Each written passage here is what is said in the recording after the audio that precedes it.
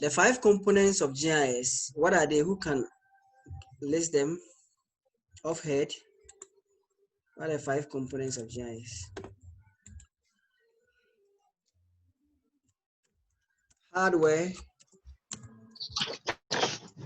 software, data, people, methods. Are you okay? So Hello. all these Hello. things have to work together for you to Hello. achieve. Don't be saying hello, hello, please. Just listen. If you can't hear, Yeah. check your mic. No, I don't. Hello. Go ahead. Go ahead. If you want to ask a question, just ask. Don't say hello. Question on the with what we just said. 4. I can't hear you. I can't hear you. I can't hear you. The 0.24, would it be an ordinary scale?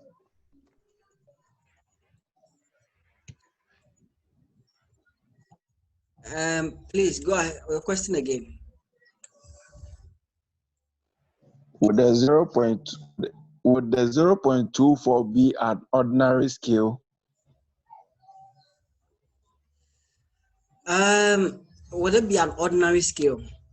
Ordinary. Yeah. Where do you get that word ordinary from? I say ordinary, ordinal scale. Why would it be an ordinal scale? What does ordinal scale? What constitutes it? Yeah, so it will be. I'm thinking it will be so because I think let's say we having negative 0.24, we having 1.01. They are points and they are being ranked. So because they are being ranked, it's going to. Ordinal scale is about data that has a certain order. So the ordinals order. Is there any order implied in terms of the data? Has it been classified? Is there any classification in there?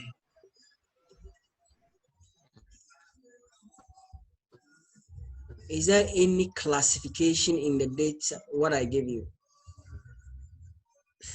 When we say 0.24 points on the stock exchange, is it talking about a class of stocks?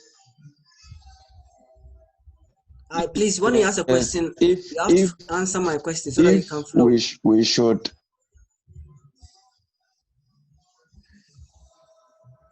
Go ahead. Go ahead.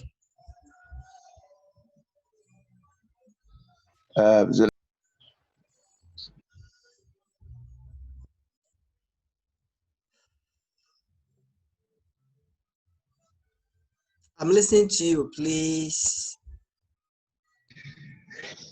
Yeah. Hardware, software. We talked about hardware, the computer, and any attachments to the computer or accessories to it, like the plotter, the digitizer. Are you okay? Those are GIS specific, hardware that needs to be talked about. The computer, we cannot do without it.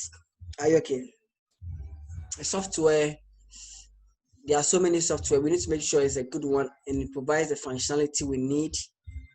So if you are into urban planning, then we need a GIS software that customizes to look at how an area is zoned and things like that. Are you okay? And allocation is done appropriately. Are you okay? So that we don't choose the side of a hill, a very slopey area, to be a post office or say a health post. That's for planning and all that. So we need to get the right software, the right functionality and documentation, everything. All right, the data has to be collected, okay, and we need to know the type of data we are collecting. And now we understand the different data attributes. So we know we are collecting this type of data or that type of data. Are you okay? And then we can now put it into the software. Are you okay? which runs on the hardware. All right, then we the people, we destroy every system. Are you okay? So you can see that people are the next thing in terms of um, the components of GIS. People actually represent the so-called brainware. We need people to put up the system, some intelligent people who can create, program it, and all those things, connect it to make it work. Are you okay? People with the ideas. Okay, what do we do? Okay, an analyst, for example, to make this whole system work. So we can also make sure that we destroy it if they say we don't have the right people too. Are you okay? So without people, we have no system. Are you okay? There's the people that make everything that we are doing. You can buy the computers, install the software. If you have nobody to use it, tell you the truth, it's a total waste of time. Okay, when you look at this diagram, it makes a lot of sense. So we have the technical specialists, okay, who will design it, okay, maintain the system. And you can also have people who just use a system. There are people who don't know how to use a system. And you have to learn how to, they can be trained to use it. They all make up what? The system. So when you hear people standing out there talking about the system doesn't work, most of the time, they are the ones that have the problem. Are you okay? Because one, they've not hired the right people, they've not fired the right people, people they need to fire, etc. Are you okay? People are everything, trust me. You can spend millions of dollars, buy yourself, build a huge industry, a huge laboratory, GIS lab, whatever, GIS lab for highway authority. It will never work if you don't have the right people in it. Are you okay? The brainware, software, hardware, brainware, yeah. Don't say dataware. That doesn't exist. Is that okay? Okay. So let's move on. I think methods are the last one. Methods, this one is interesting. Every organization has what they call business rule, and it's a business rule that you want to introduce GIS to actually automate. Are you okay? So in other words, let's take an organization like the assemblies, yeah, the local assemblies. What do they call them? The KMAs and those people. Are you okay? Lama and those people. Are you okay? So these guys, for example, they give permits. How do you automate that process? Are you okay? Okay, so they offer permits. How do they offer the permit? It depends on where the location of your land is. It depends on the soil type there, blah, blah, blah. Are you okay? A whole lot has to be done. That kind of analysis is their business rule. This is what we do. We need to make sure your land is supportive, is that. Then we can say you can build this type of structure. Are you with me? So to issue you with a permit, then there are processes they need to take you through. That's the method. Are you okay?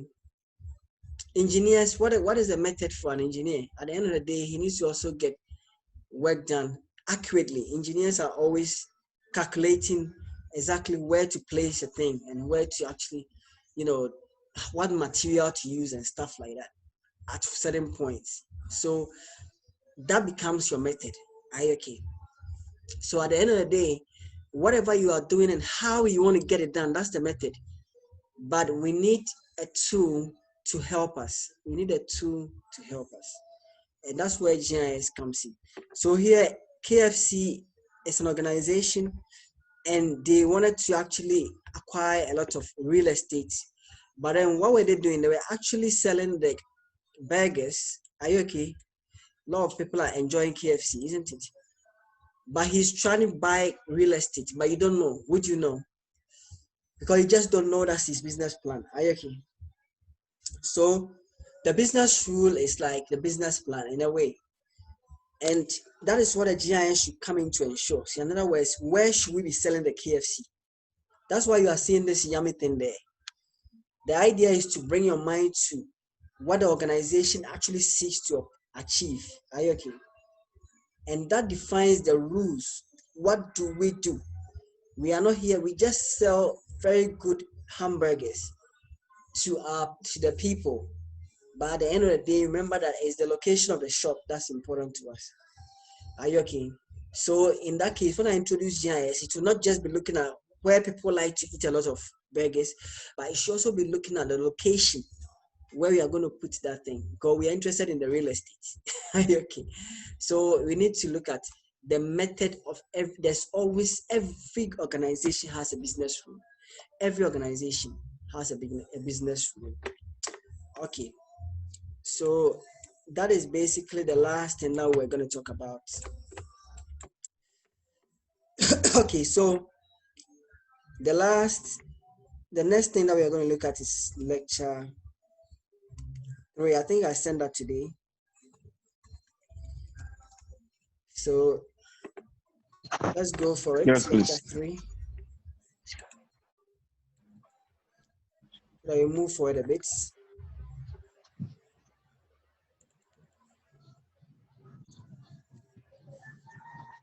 Okay, can you hear the music playing in the background here from here? No, please. Okay, that's fine. That's because I've cancelled out the noise for my computer. My computer is powerful, isn't it? Yes, sir. Okay, Israel, now you are left alone. It doesn't matter, it's okay. Oh. Don't worry. That's the kind of class that you are leading on. All right. I'm marking register. Tell them that they can trail, they can fail. Just tell them that it's possible. Anyway, I'm going to talk about this topic, then we'll close. Metadata. Because I'm not well, my lectures are short this weekend. Every lecture I'll have will be short. I won't have a long lecture. Metadata. Metadata actually stands for data about data. So it's data that you provide the potential user of the data set so that they will know the potential use of the data. The application to which they can use the data for. So it's like going to buy tomatoes and then they're telling you about the tomato that you're about to buy. They tell you that this is an Avungo tomato. This is, hey, okay, this tomato is like this, like that. Then you say, okay, then I won't buy this one. I'll buy that one because I'm going to use it for salad. Are you okay? So metadata is data about data and is intended to provide sufficient information that a potential user of the data can make an informed decision about the application and use of the data set. So this is this IT purely. So if you pick any data sets, so if I sent you data, if you said you are working on Accra Sports Stadium, okay, there's a demolition exercise, I don't know, and I sent you data, I said, oh, I have the card files, let me send them to you. One of the things that I need to add to it is the metadata. Why? Because the metadata now tells you about the data I've sent you. And so that data will now describe to you the data I've sent you. So to tell you that this is the engineer who created this data, and this data was created using this type of instrument, and this design didn't consider this, that, blah, blah, blah, blah, blah. Okay, this design was done for students. Now, once you hear it was done for students, they start thinking, hey, then I can't use this because students is just for teaching. So it's not serious data. So that is why metadata has different sections. Are you okay?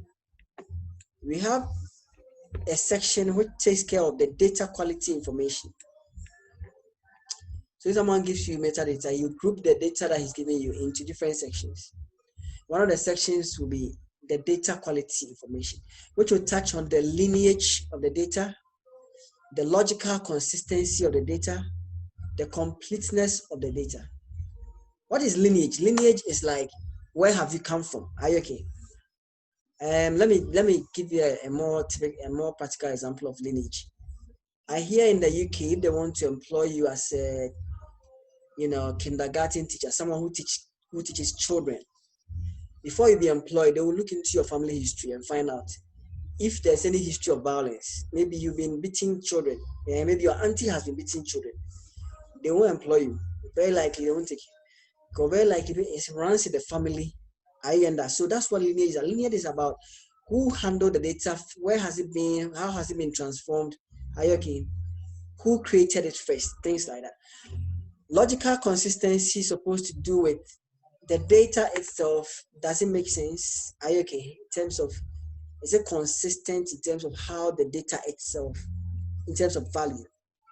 Are you okay? Someone gives you data on speed limits and then you are now having values that are way out of, are you okay? 2,000 kilometers per. There's no car that can run at that speed. So it doesn't, it's not logical. Okay. When this lecture ends, we'll end the lecture to be continued. Completeness of the data should make sure that the data itself covers the whole state, the boundary that is defined. Identification information should touch on the intended use of the data and any known limitations to it. Okay.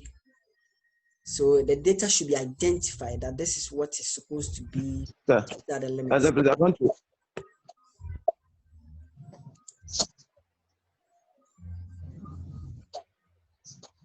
Hello. Yeah, I wanted to ask the metadata, like if we can. Why don't you let me finish the last section?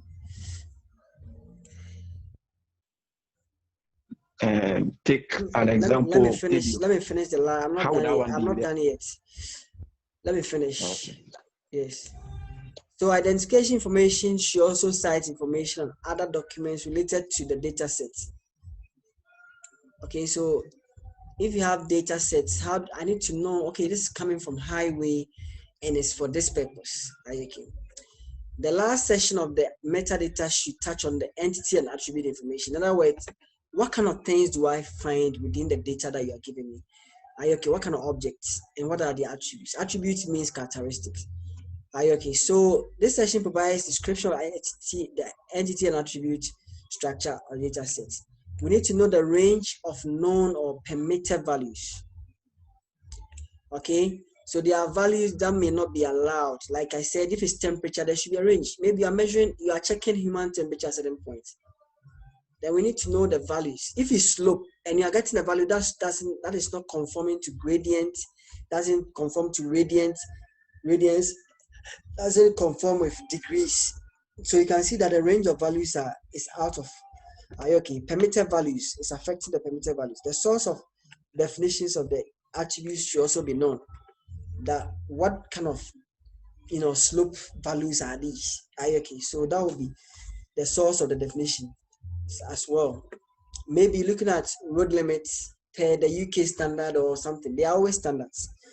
It should be specified. So example of a metadata is what we are looking at here. So it is normally kept in a file, a certain file type called the extended markup language, XML. So here the origin of the data is specified: Environmental Systems Research Institute, publication date, okay. Then the data is described thoroughly here: purpose, abstract, etc. Okay, so if you have a question, you can ask.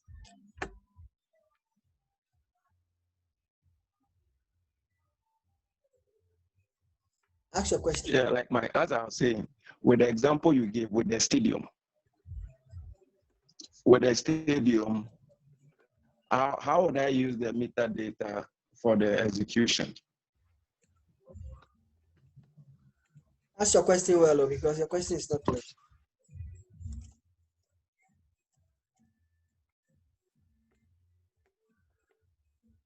Ask your question well.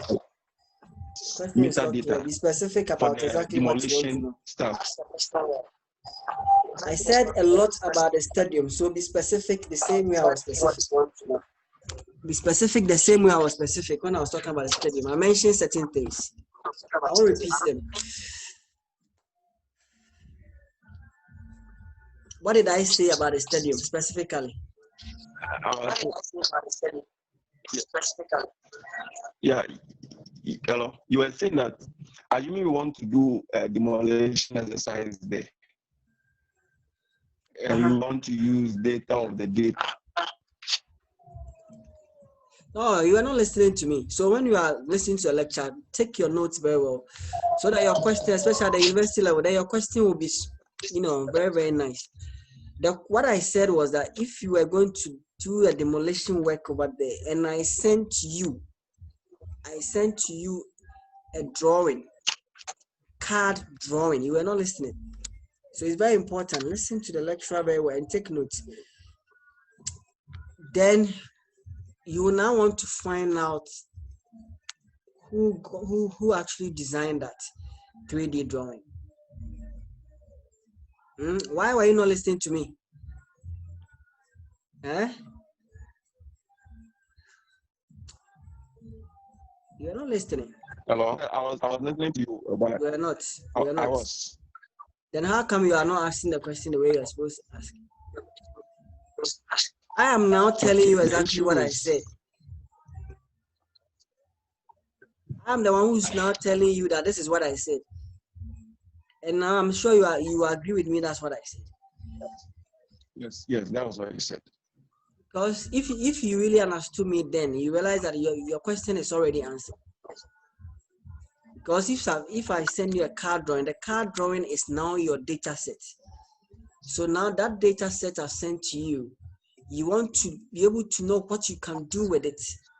And because you want to trust it for what you want to use it for, then the metadata now will tell you a lot about what you are holding in your hand. I.e., you know who actually designed it. And so there's some trust, some level of trust. Say, okay, if it was designed by X and X company limited, then we can trust that they are very good. Okay, 2, if they use this machine to do the work, then trust me, is that good? They use GPS to do, because all that will be in the metadata. The metadata also tell you that, okay, this work was done to an accuracy of 3 millimeters, blah, blah, blah, blah. So when you're actually sitting down and you're planning your demolition with that 3D drawing, then you know that you're on course. You can make a budget out of that and you still be on course without having any doubt in your head. Because otherwise, you now get the data. Okay, the data I said I'll give you, maybe I got it to you for free. But what if you're actually going to buy that data? Then you are buying it at a cost, and then you end up throwing your money away because you didn't get any metadata. You don't know what you were actually buying. Are you okay? Yes, please. All right. So yeah, I'm okay. So the idea of metadata is to help you to decide on what the intended use of your data. Okay, so what we are going to do is that we're going to end here because obviously I need to rest. I just wanted to do a little bit with you today. That was the whole idea. And I didn't want to say we won't do anything at all, but I wanted to just do a bit. Next week we continue instead of putting it in the middle of the week, whatever, because the whole week I'm taking medicine and I'm going to be resting. Okay, so we will continue same time. No, maybe earlier next week, 11 Okay. if possible. Yeah, and then we will talk about the topology. The next topic is topology. You can read about it. Not topography. Okay. Topology, not topography. Topology.